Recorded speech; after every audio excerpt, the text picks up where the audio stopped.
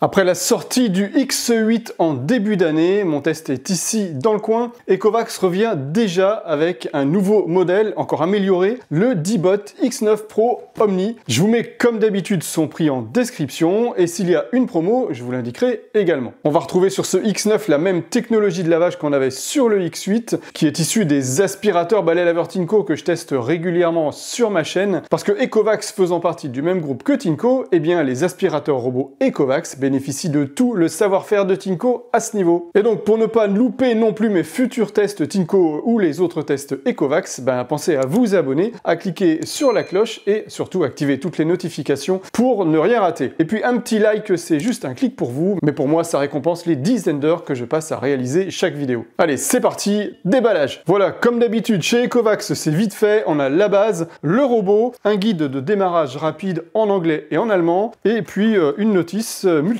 elle aussi. Bon là par contre il y a le français.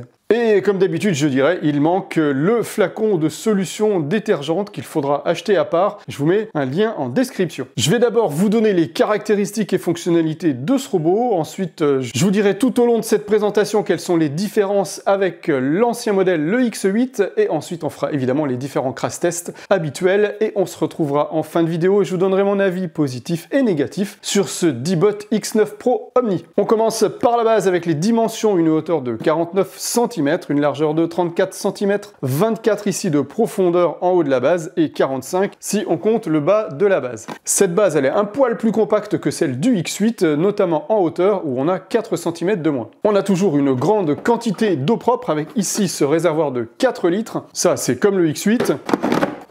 Et le réservoir d'eau sale ici, il est plus petit par contre, il est de 2,2 litres, c'était 4 litres sur le X8. Bon là, vous allez me dire, ça fait pas beaucoup, mais bon, en même temps, c'est pas grave, puisque de toute façon, moi, personnellement, avec mes robots, je vide toujours le réservoir d'eau sale dès qu'il commence à y avoir de l'eau dedans, donc il n'est jamais plein en fait en entier, il est toujours plein à un tiers ou un quart, et je le vide systématiquement pour éviter les mauvaises odeurs. En tout cas, les mauvaises odeurs dans le réservoir, parce que quand il est fermé, on sent rien. Donc finalement, c'est presque un avantage, parce que comme ça, vous oublierez pas de le vider et de laisser stagner l'eau trop longtemps. Le sac à poussière, il est en dessous ici. On a une capacité de 3 litres. Derrière le sac à poussière, on a un filtre aussi. Et oui, on a aussi un filtre à cet endroit-là. Et bien ça permet d'éviter de rejeter des poussières fines dans l'atmosphère quand le robot fait son auto-vidage. Donc ce filtre, il suffit simplement de l'aspirer ou de le laver à l'eau. Évidemment, faites-le sécher. Et ça, c'est bien aussi parce qu'il n'y a vraiment pas beaucoup de robots qui ont un filtre dans la base.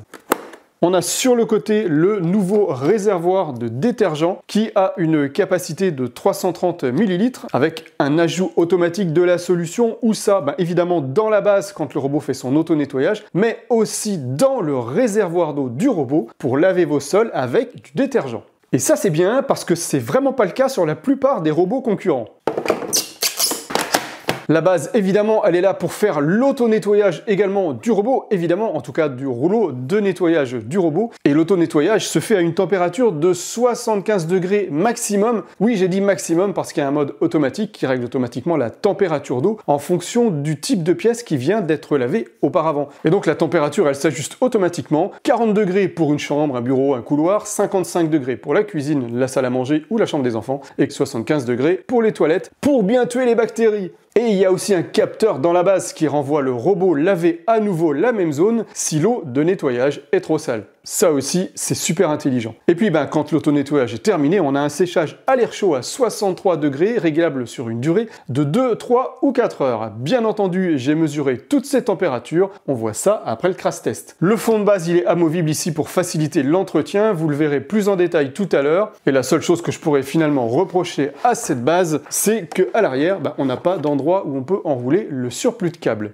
Allez, on passe au robot maintenant. Il a un diamètre de 35 cm, une hauteur de seulement 9,8 cm, parce qu'on n'a pas le lidar au-dessus, il est placé ailleurs, et il peut passer des seuils de porte jusqu'à 20 mm grâce à ses roues montées sur des grandes suspensions. Le lidar, donc, il n'est pas placé sur le dessus, comme je vous le disais, il est placé ici devant. Il est intégré dans le pare-choc, il a une vision à 180 degrés devant lui, et ça permet évidemment, comme je vous l'ai dit, de réduire la hauteur sur le robot, et donc de lui permettre de passer ainsi plus facilement sous les meubles. Et l'autre avantage du lidar en position basse comparé à un lidar tourelle, c'est qu'on n'a plus de pièces fantômes qui sont créées lors de la cartographie quand le robot voit à travers une vitre. Donc logiquement, ça crée une cartographie plus précise. et donc plus fidèle à la réalité. On peut avec ce robot créer une cartographie de plusieurs étages. Le robot peut travailler la nuit grâce à son lidar et ses différents lasers frontaux qu'on voit très bien ici sur la caméra de vidéosurveillance. On voit également son capteur latéral 3D, hein, c'est la lumière verticale qui se trouve sur sa droite sur le mur.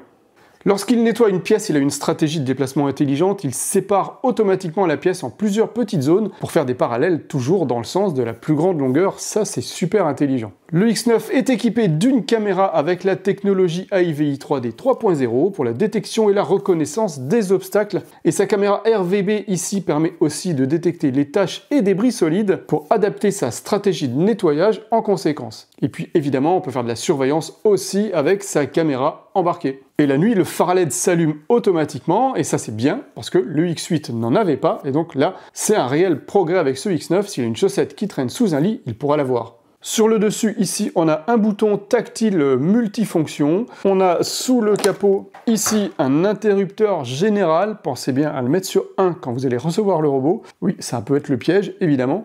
Le bac à poussière, il est ici, il a une capacité de 220 ml. Sur le dessous, on a évidemment nos 4 capteurs de chute qui sont ici, qui lui permettent évidemment de ne pas tomber dans les escaliers. Le traditionnel capteur à ultrasons ici pour détecter les tapis. Un réservoir d'eau froide intégré de 110 ml. Et puis comme je vous l'ai dit tout à l'heure, on a le détergent qui va venir se mélanger aussi dans le réservoir d'eau froide pour laver avec du détergent. La brosse latérale, elle est maintenant capable de se soulever pour ne plus toucher le sol. Ça, c'est une nouveauté du X9. Si par exemple le robot a détecté une flaque de liquide. Mais par contre, maintenant, elle a une conception totalement différente avec juste un bras et 2 touffes de poils ici. Elle est conçue pour aller chercher la poussière dans les coins. Sa longueur a été calculée pour, mais elle n'est plus extensible automatiquement. Elle est fixe. Et vous avez vu que c'est un petit peu moins efficace. Ça laisse environ 1 cm de poussière au fond du coin. Le chariot de brosse principale, lui aussi, il peut se soulever dans certaines circonstances. Ça aussi, c'est une nouveauté du X9. Comme ça, quand le robot ne fait que laver et qu'il n'aspire pas, eh bien hop, il relève son chariot. On a toujours cette brosse principale Zero Tangle, anti-enroulement des poils et des cheveux, constituée de lamelles silicone et de poils qui sont orientées en forme de V pour bien diriger les poils vers le centre, de manière à ce qu'ils soient peignés et qu'ils soient aspirés par le bac à poussière.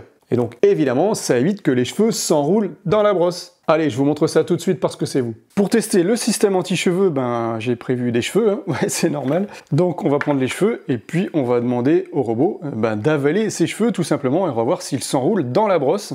Comme ça, on va vérifier si la brosse est vraiment capable d'éliminer les cheveux pendant son fonctionnement.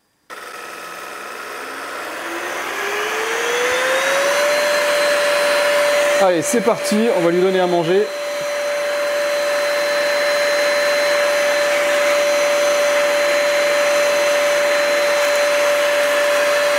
On voit que les cheveux se sont enroulés ici.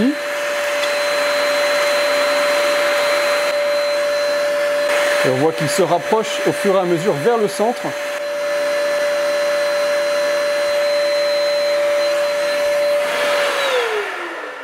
Et voilà, c'est terminé. On voit qu'il reste quelques cheveux au centre ici, qui sont pas spécialement bloqués, vous voyez, ils sont juste un petit peu au centre de la brosse, mais par rapport à toute la quantité que j'ai mis tout à l'heure, vous voyez que le démêlage est quand même assez efficace, et surtout les cheveux, on voit bien qu'ils reviennent vers le centre, donc ils vont pas se mettre du tout aux extrémités et s'enrouler aux extrémités, ils sont ramenés automatiquement vers le centre, grâce à la forme de cette brosse en V, qui permet aux cheveux vraiment de se recentrer automatiquement. Et voilà, vous avez vu, c'est fini les cheveux enroulés dans la brosse, donc moins d'entretien manuel à faire sur ce robot, et le système est on ne peut plus simple, il n'y a pas de lame de coupe, il n'y a pas de double rouleau, c'est juste un simple rouleau avec un peigne. Ça aussi, cette technologie, elle vient de chez Tinco qui la maîtrise parfaitement déjà depuis plusieurs années sur ses aspirateurs balais. Et pour laver le sol, qu'est-ce qu'on a? On a cet Osmo Roller qui était déjà présent sur le X8 avec 8 buses d'injection d'eau, un rouleau qui tourne à 200 tours par minute. L'avantage de ce lavage comparé à une plaque vibrante ou des patins rotatifs,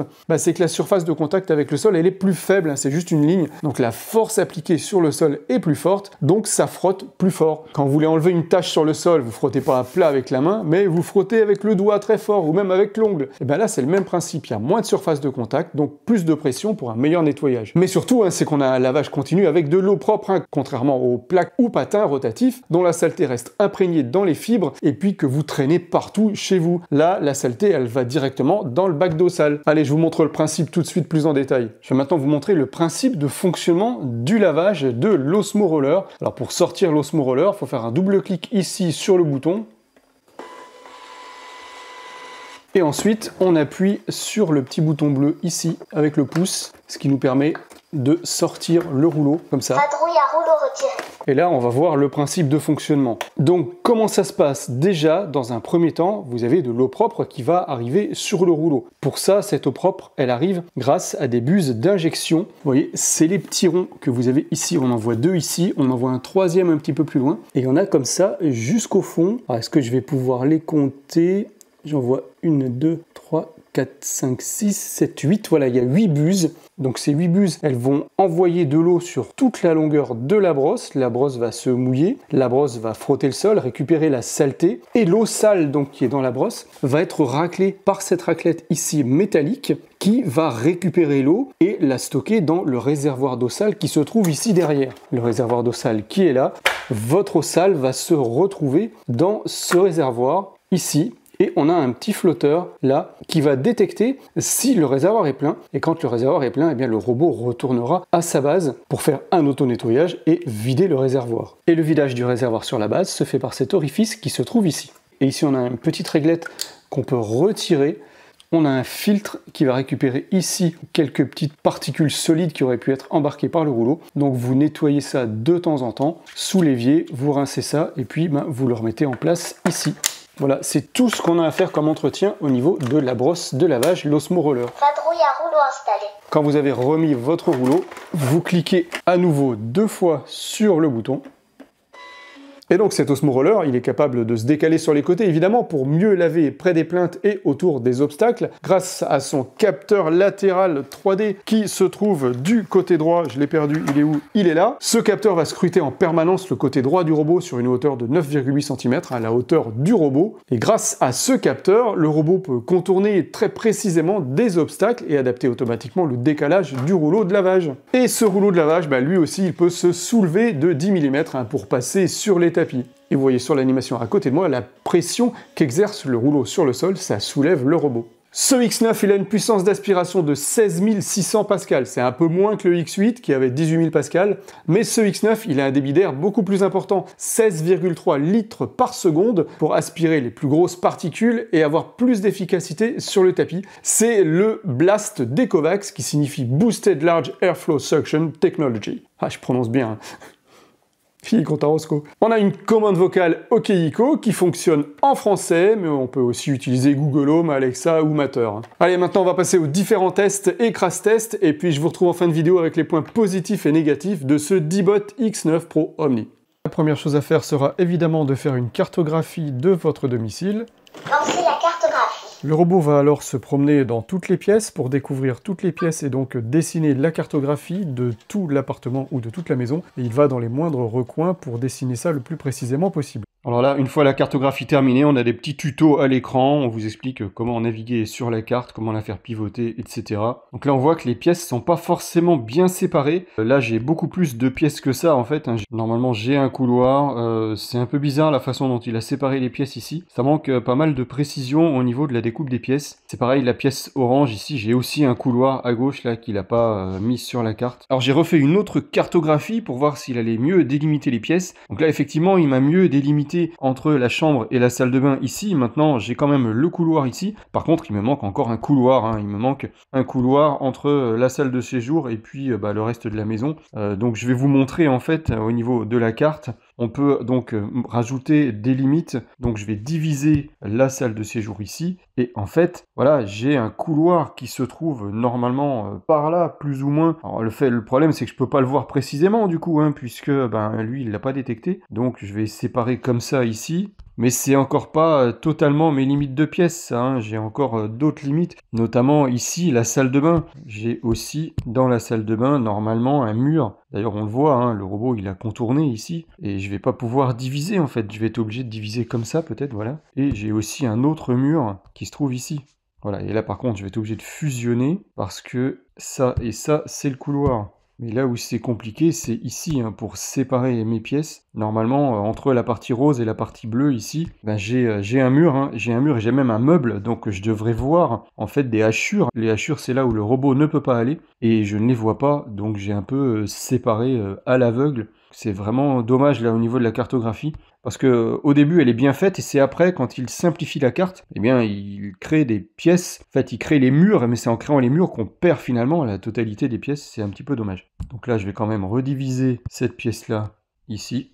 Bon, par contre, la modification de carte, c'est super facile, super rapide, par rapport à d'autres modèles de robots où on n'arrive jamais à couper les pièces là où on veut. Là, on les coupe vraiment très précisément.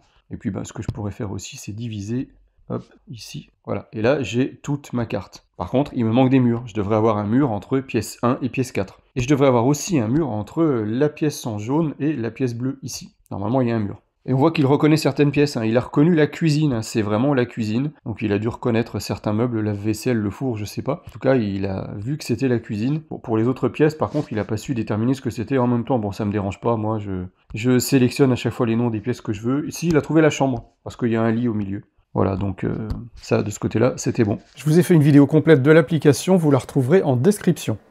Allez, on va commencer les tests de navigation. Et là, évidemment, c'est comme d'habitude, sémaphoré 2 pieds de chaise. Donc j'aligne les pieds des chaises, hein, pour que le robot puisse passer partout, et on voit que son Osmo Roller, il sort, il rentre, il s'adapte vraiment à la position des pieds pour passer au plus près des pieds, donc pour laver au plus près, sans jamais toucher les pieds, ou en tout cas quasiment jamais, puisque évidemment ça peut arriver que ça touche un petit peu. Et évidemment, hein, grâce à son laser, il ne se perd jamais, il va pouvoir passer partout entre tous mes pieds de chaise.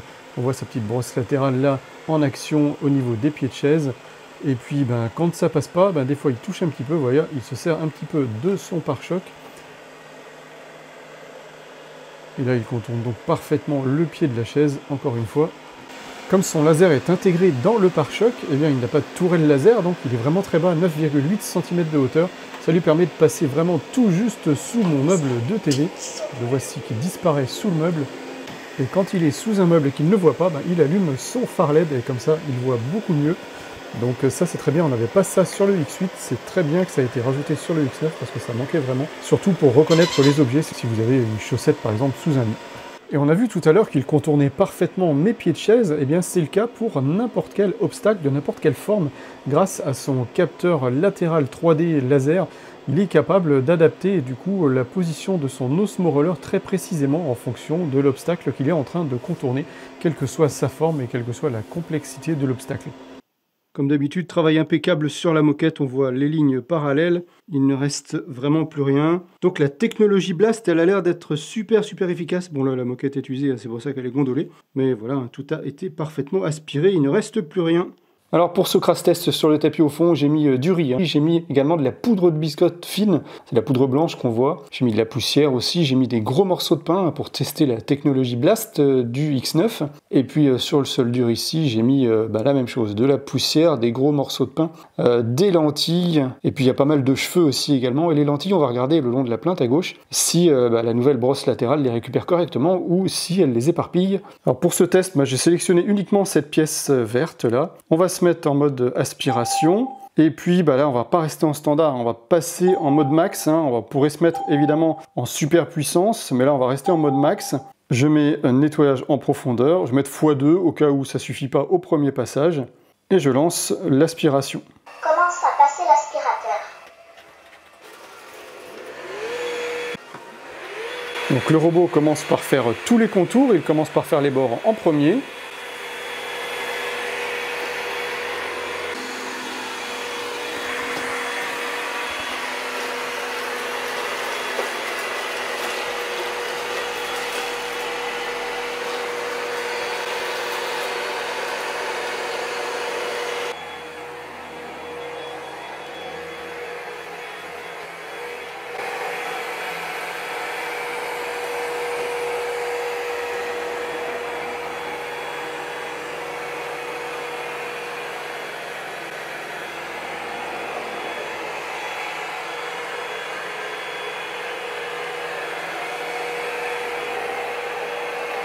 On voit sur l'application qu'il procède par ligne parallèle après avoir fait les contours. Et là, il commence son deuxième passage, donc il va croiser les parallèles, et il fait maintenant dans le sens horizontal, et il n'a pas refait les bords une deuxième fois, on va voir s'il le refait à la fin. On voit déjà qu'au premier passage, il a quasiment tout enlevé, il avait juste laissé 3-4 lentilles ici le long de la plainte, il a laissé ici 2 gros morceaux de pain qui ont été poussés avec sa brossette latérale, et là, il m'a laissé 4 grains de riz. Nettoyage terminé. Retour à la station. Arrêt du retour à la station. Alors là, c'est un petit peu bizarre, il me dit nettoyage terminé, mais en fait, lors du deuxième passage, il a fait des lignes croisées ici, mais par contre, il n'a pas refait le tapis une deuxième fois, et il n'a pas refait non plus le contour une deuxième fois. Donc là, il faudra vraiment que Ecovacs modifie le x2, de manière à ce que ce soit un vrai x2. Donc bah là, je vais le relancer pour aller récupérer ce qui reste le long de la plainte et sur le tapis. Tâche terminée. Retour à la station. Là, je ne le laisse pas terminer. On a bien vu que, ça y est, il a ramassé tout ce qui manquait au niveau de la plainte. Le tapis, c'est pareil, il a ramassé tout ce qui restait, sauf ce petit grain de riz, mais qui est passé trop loin. En fait, il est dans le creux derrière le tapis, il ne pourra plus l'attraper. Mais sinon, tout le reste est nickel, évidemment. Donc, dommage que le mode x2 ne fasse pas une deuxième fois le contour, parce que du coup, ça aurait été nickel, entre guillemets, du premier coup, c'est-à-dire au bout des 2 premiers passages. Mais finalement, donc, très bon résultat de ce X9. Je ne sais pas si c'est la technologie Blast qui a permis d'aspirer les gros morceaux de pain, puisque d'habitude je n'en mets pas. Là je les ai mis pour voir s'il allait les aspirer, et bah du coup il les a aspirés correctement. Donc il va pouvoir aspirer à la fois des débris très fins, comme la poussière, les miettes ici que j'avais mis, il n'y a absolument plus rien sur le tapis, et puis donc également les gros débris comme des gros morceaux de pain, des céréales ou des choses comme ça. Voyons l'état du robot après ce crash test, sachant que je l'ai encore fait aspirer 2 pièces de mon rez-de-chaussée après le crash test, pour mettre un petit peu plus de poussière dans le bac, comme s'il n'y en avait pas assez comme ça. Donc déjà on va regarder ce qu'il y a dans le bac. On va essayer de pas en mettre à côté. Voilà, donc le bac bien plein, avec, comme on le voit, des cheveux. Donc ça veut dire qu'il y a des cheveux, je vous l'avais dit qu'il y en avait beaucoup, qui ont été aspirés. Alors je les remets bien dedans pour éviter que ça se coince et que ça reste bloqué à l'autovidage. Que là, normalement, je suis pas censé l'ouvrir. Voilà. Et on va regarder l'état de la brosse en dessous. Alors voilà, ça c'est un truc que j'adore. Ecovacs, s'il vous plaît, mettez une charnière sur les capots, c'est pas possible, on peut pas retourner les robots sans que le capot tombe, je dis ça à chaque fois. Alors, dans la brosse, ici, on voit qu'il y a encore 2-3 cheveux qui sont là. Alors, pourquoi ils sont là? Parce que la brosse a peut-être pas encore tourné assez longtemps, de manière à les éliminer. Parce que le flux d'air qui ramène les cheveux vers le centre, il faut que la brosse tourne un certain temps pour que ça puisse ramener les cheveux vers le centre. Mais là, peut-être que quand j'ai arrêté le robot, il venait juste d'aspirer ces cheveux qui étaient dans la brosse. On va quand même la sortir pour regarder de près. Voilà, il reste quelques cheveux. On voit qu'ils ne sont pas totalement enroulés. Ils sont juste là, on les tire, ils sortent tout de suite. Donc un fonctionnement régulier permet de démêler les cheveux, de manière à ce qu'ils se retrouvent dans le bac d'aspirateur. On l'a vu juste avant, les cheveux sont bien dans le bac. Bon là je les enlève quand même. Il n'y en a pas qui sont enroulés au bout. Ils sont juste là en surface, prêts à être aspirés au prochain nettoyage. Donc je vais même les laisser. Et par contre, ce qui est intéressant de constater, c'est qu'au niveau de la brosse latérale, eh bien, il n'y a aucun cheveu qui est venu s'enrouler dedans. La conception de cette brosse fait que il est impossible pour les cheveux de venir s'enrouler autour, et ça, c'est vraiment super. Donc, je vais remettre le robot sur sa base, et on va faire l'auto-vidage. Début du rechargement. Évidemment, quand le robot revient sur sa base, il se vide automatiquement. Là, je l'avais désactivé volontairement pour ne pas qu'il se vide avant que je puisse vous montrer le réservoir plein. Donc là, je vais simplement cliquer au niveau de l'application sur stationner ici, et vider le bac à poussière. Sur le point de démarrer le vidage automatique, il se peut que vous entendiez un léger bruit de flux d'air dû à la forte puissance d'aspiration, mais ne vous inquiétez pas, cela fait partie du processus.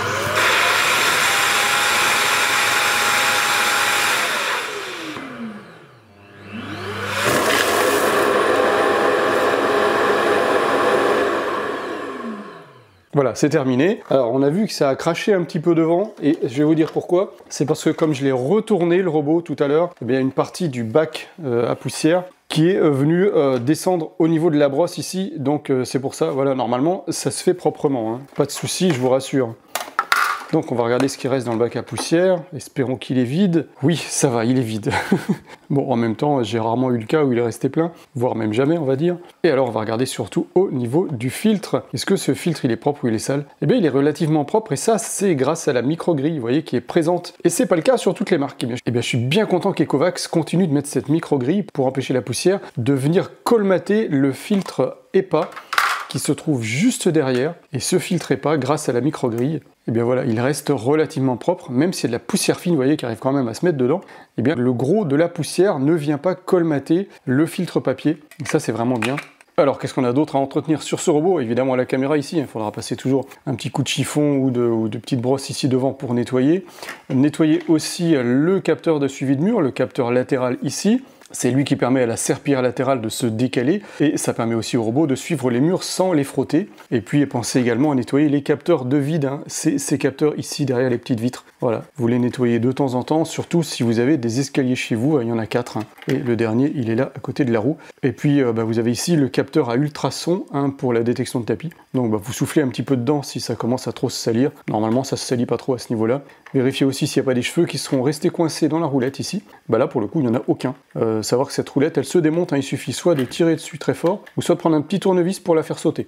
À l'arrière, veillez aussi à nettoyer cette vitre noire, hein, c'est la vitre infrarouge qui permet au robot d'aller se stationner. Et puis les contacts de charge, un petit coup d'alcool si jamais vous avez des soucis au niveau de la charge. Voilà, c'est tout ce qu'il y a à faire comme entretien sur ce robot. En tout cas, au niveau aspiration, pour ce qui est du lavage, on voit ça tout à l'heure. Et alors évidemment, la poussière, hein, elle se retrouve ici, hein, dans le sac à poussière. On retire comme ça très facilement et quand on tire dessus, vous voyez qu'il se ferme automatiquement. Comme ça, vous jetez la poussière sans être en contact avec la poussière. Et là, si on regarde dedans, on va pas voir grand chose parce qu'il est traité au charbon, le sac. Donc on voit pas trop les débris à l'intérieur, mais il y a bien ma poussière à l'intérieur évidemment. Pour le remettre, opération inverse, hop.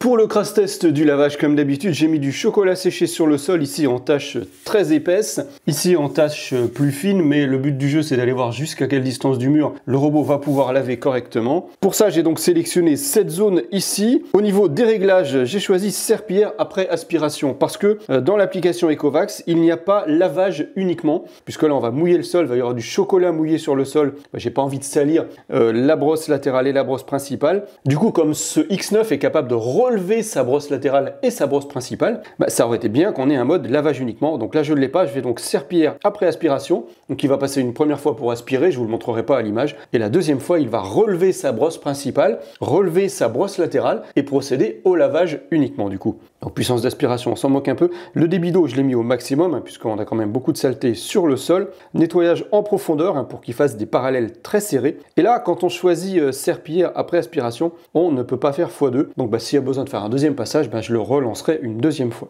Allez, je clique sur démarrer. Démarrer le mode serpillière après l'aspiration. Voilà, il est déjà passé une première fois en mode aspiration. Le voici qui arrive en mode lavage. Le rouleau s'est décalé sur le côté. Alors là, le premier passage, c'est l'humidification du support, hein. Ça ne décape pas au premier passage, ça c'est normal. On avait quand même du chocolat séché. Et on voit que sa brosse latérale ne tourne pas, elle s'est soulevée, hein. Vous voyez, je suis là en mode lavage uniquement. Allez, voyons sur les grosses traces épaisses. Oui, il faut que ça s'humidifie un peu au premier passage pour qu'ensuite ça puisse être enlevé en totalité, le chocolat. Et voilà, on voit que ça va tout de suite mieux, hein, quand c'est été humidifié une première fois. Nettoyage terminé. Retour à la station. Alors vous voyez qu'un passage c'est pas suffisant et... Retour à la station. Tu peux te taire s'il te plaît. Donc un passage c'est pas suffisant, vous voyez, donc il faut évidemment 2 passages. Donc là je vais le relancer cette fois-ci en aspiration et lavage, hein. C'est vraiment embêtant qu'on n'ait pas ce lavage uniquement dans les paramètres. Donc là je le mets en aspiration et lavage et en mode x2, hein, comme ça il va passer 2 fois, sachant qu'il est déjà passé une première fois.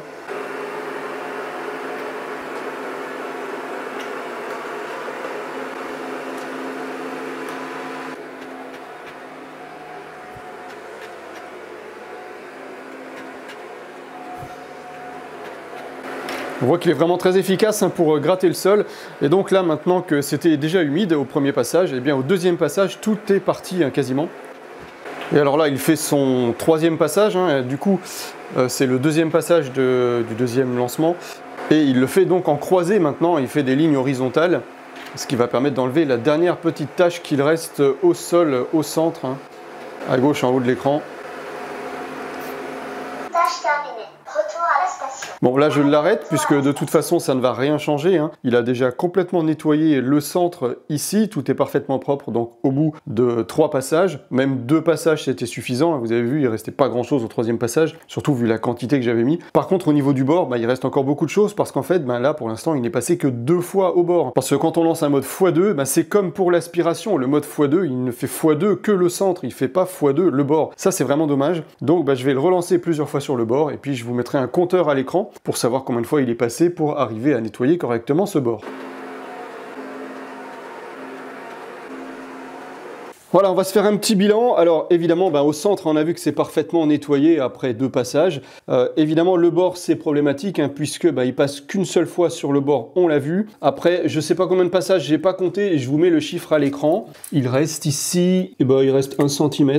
Voilà, un petit peu plus d'1 cm à certains endroits. Le X8 avait fait mieux, après ça dépend de la façon dont il passe, hein, puisque c'est son capteur de suivi de mur, puisque le robot, lui, il est configuré pour éviter de frotter les murs, hein, pour pas abîmer les obstacles, et notamment les meubles.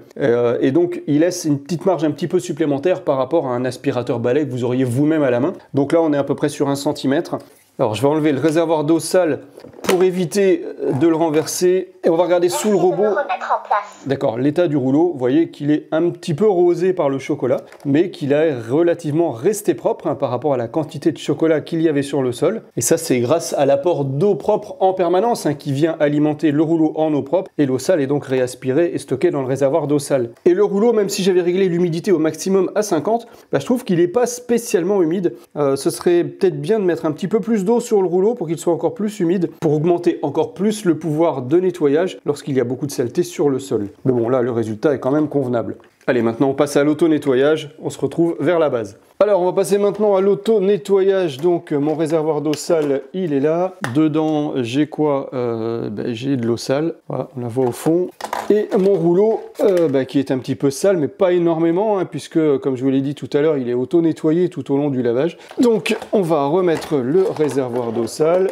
On va mettre le robot sur sa base et il va normalement commencer tout seul son auto-nettoyage. Commencez à laver la serpillière à l'eau chaude. Il se peut que vous entendiez un bruit pendant environ 3 minutes, mais ne vous inquiétez pas, cela fait partie du processus. Donc là, on a de l'eau propre qui descend au niveau de la brosse. La brosse est frottée. L'eau est chauffée aussi, hein, elle est chauffée à 75 degrés, on va essayer de le mesurer. On a une consommation ici de 1600 watts pendant la chauffe de l'eau. Donc la brosse frotte au fond de la base, elle s'auto-nettoie. Ensuite, l'eau sale est réaspirée et stockée dans le réservoir d'eau sale. On voit sur l'application une jauge de progression du processus. Vous voyez que j'en suis ici à peu près à 1/4 du processus. Voyons la température de l'eau, 48 degrés. Voilà, j'ai à peu près 48 degrés, sachant que Ecovacs annonce 75 degrés. Bon, là, on a de toute façon de l'eau chaude, ça c'est sûr. Maintenant, à quel moment il faut que je mesure pour avoir la température maximum? Ça, c'est une autre histoire. Mais bon, voilà, en tout cas, on a vraiment de l'eau chaude pour l'auto-nettoyage. Là, on a toute l'eau sale qui est réaspirée dans le réservoir d'eau sale. Démarrage du séchage à l'air chaud. Donc l'auto-nettoyage est terminé, le séchage débute automatiquement, là il est réglé sur 2 heures, donc on va pas le laisser jusqu'à la fin tout de suite, on va déjà regarder si c'est propre. Donc je vérifie déjà que mon réservoir d'eau sale a été vidé, il reste quelques gouttes au fond, mais il a été vidé. Ici, au niveau du rouleau, et ben voilà, c'est nettement mieux. Mon rouleau, il est totalement propre. Je vous le montre de plus près. Voilà, ce rouleau, parfaitement propre, parfaitement nettoyé par la base. Donc maintenant, on va le remettre pour qu'il fasse le séchage et on va vérifier à la fin, déjà, si c'est sec. Et puis, on va mesurer aussi la température de séchage. Démarrage du séchage à l'air chaud. Donc là, le séchage va durer 2 heures. Je reviendrai un petit peu avant les 2 heures pour voir quelle est la température et puis vérifier aussi si c'est sec. Là, ce qu'on va faire, c'est qu'on va vérifier qu'on a bien notre eau sale dans le réservoir d'eau sale. En effet, voilà, on a de l'eau sale ici au fond, couleur chocolat. Voilà, je ne sais pas si vous voyez bien. Et puis, la bonne nouvelle, c'est que je sens qu'elle est tiède, hein. Et c'est normal puisqu'on a lavé à l'eau chaude. Pendant le séchage, on a une consommation électrique de 109 watts. Et la consommation varie parfois entre 85 et 100 watts. Si on considère environ 100 watts pendant 2 heures, donc 20 centimes le kilowattheure, ça nous ferait 5 centimes le séchage en 2 heures, ce qui est relativement raisonnable. Pendant le séchage, on entend un bruit de genre transformateur électrique, c'est un petit peu bizarre, j'ai jamais constaté ça sur les modèles précédents d'Ecovacs. Je vous laisse entendre. Voilà, alors quand vous êtes dans la même pièce, c'est un petit peu dérangeant. Après, quand vous êtes dans la pièce d'à côté, ben, vous l'entendez plus. Alors là, on est presque à 2 heures de séchage. Donc on va aller regarder la température de séchage. Je vais aller glisser la caméra thermique dans le coin derrière. Alors, où est la température la plus chaude? Je vois du 55-57 degrés. Et Kovacs annonce 63 degrés de séchage. Bon, on y est, on est quasiment à ça. Sachant qu'il faut tenir compte évidemment de la précision de ma caméra thermique. Bon, on va l'enlever, tiens, hop. Et puis on va regarder au fond. Ouais, voilà, 59 degrés, 59,8. Donc voilà, bah du coup, un séchage très chaud, évidemment. Alors, c'est bien d'avoir un séchage très chaud, mais il faut que ce soit sec. Alors, on va regarder ça tout de suite. On va sortir le rouleau en appuyant 2 fois sur le bouton. Vadrouille à rouleau retiré. Oui, je sais, je viens de le faire. C'est flou, hein. Alors, comme ça, est-ce que c'est net? Ouais, c'est mieux. Bah voilà, on a un rouleau, évidemment, qui est parfaitement propre. Et là, bah, il est totalement sec. Alors là, complètement, enfin, il n'y a plus aucune trace d'humidité. Donc ça, c'est parfait. On va se faire quand même le test du sopalin. Je coupe la lumière pour que vous puissiez mieux voir. Hop. Voilà. Absolument pas de trace d'humidité dans le rouleau. Et le rouleau, il est nickel. Alors, on va quand même regarder l'état de la base, hein, après cet auto-nettoyage et ce séchage.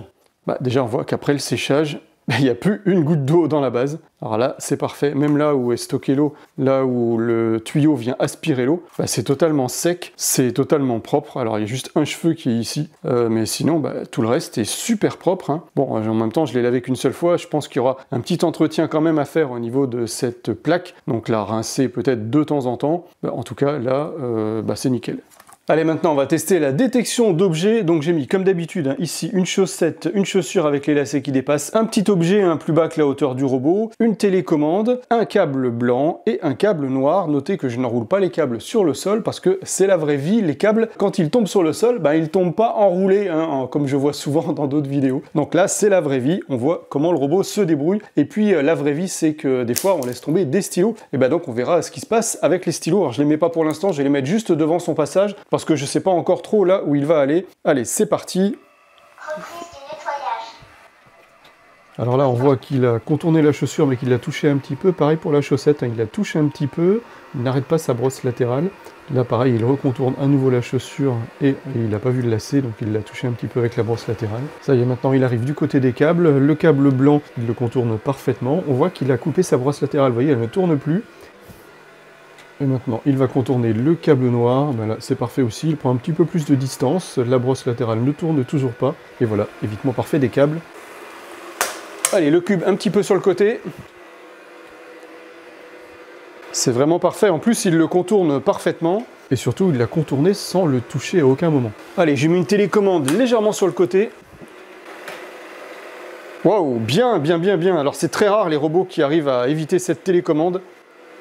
En plus, lui, il se permet le luxe de la contourner complètement.